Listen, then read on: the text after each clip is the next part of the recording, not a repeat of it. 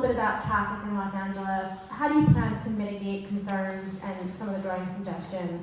You know, anyone who's driven down Wilshire during rush hour knows the pain I'm talking about. What would you do to change the situation and increase safety for pedestrians, for bicyclists, for scooter riders, and for cars? Okay, started. Well, let's talk a little bit about traffic. Traffic has gotten way worse over the last few years. Our population hasn't increased, I don't think, commensurately. And I think our housing crisis is also connected to our traffic woes. People still work in LA. This is where all the jobs are, but they can't afford to live here anymore. So an increasing number of people who work in LA drive to LA to work every day. And this is very much rooted in the fact that we're not building the kind of housing that people who work in LA can afford. So I think addressing our housing crisis is also addressing in some ways our traffic crisis. It will also address our bad air, because as people drive more, smog forming pollution increases and our air gets worse and worse, which has been happening in Los Angeles for the first time in decades. Our air is getting worse and worse. And I think it's incredibly important to make sure that we're thinking about traffic in a much more holistic way as part of a broader change in how our city is constructed. In terms of protecting pedestrians and protecting cyclists, we have had plan after plan in this city to protect bicyclists. We have a bike plan from 2010, we have a mobility plan 2035, we have all kinds of well-intended plans coming out of Metro, and the only thing stopping these plans from being implemented has been the intransigence of council members who do not believe in improving the safety on the streets for pedestrians, for cyclists, for users of public transit. And I think it's incredibly important that you have someone in office who believes in that vision and who will fight for changes that we so desperately need. We have supported over and over again, in overwhelming numbers, investments in public transit. The majority of us want this. But because a few loud voices have spoken out against taking away road space, to protect cyclists, to protect pedestrians, and to make way for buses, we need a lot more buses on the streets and they need to run regularly if we want people to use them. We haven't had them happen. And so I think it's incredibly important for the person who's in this office to be willing to fight for it and to make the case for it and to tell people that there may be a little bit of increased traffic as we adjust to a new set of users on the road.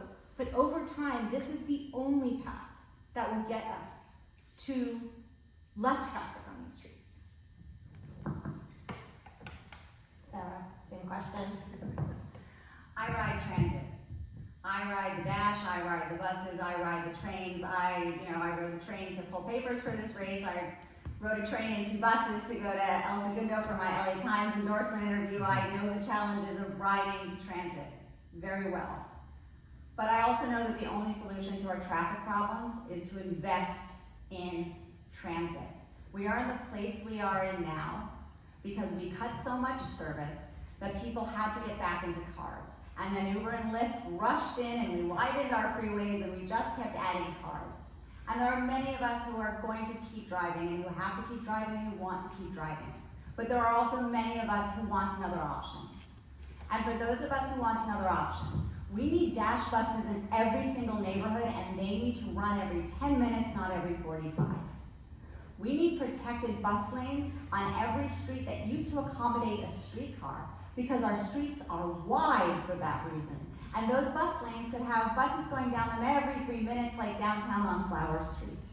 We used to have the best transit system in the country with our streetcars that went all across the county, and we have to get there again. Buses are the best strategy to do that today because they are the least expensive way to do it. You paint a lane, and if ridership is not what you wanted there, you can change the route more quickly.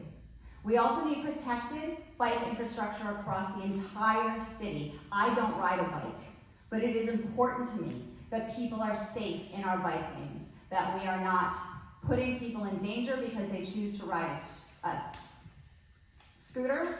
I want kids to be able to ride to school safely. I want to be able to, go down to the store with a bike. These are options people want and they should have them. They make for a healthier city, they are climate action, and it is important to do this today, and I will underscore what Nithya said, we have plans in place to do this. This council knows that better than anybody. You guys have been so active in pushing safe streets forward, and I will partner with you to continue to do that. I have advocated at other neighborhood councils to protect existing bike infrastructure.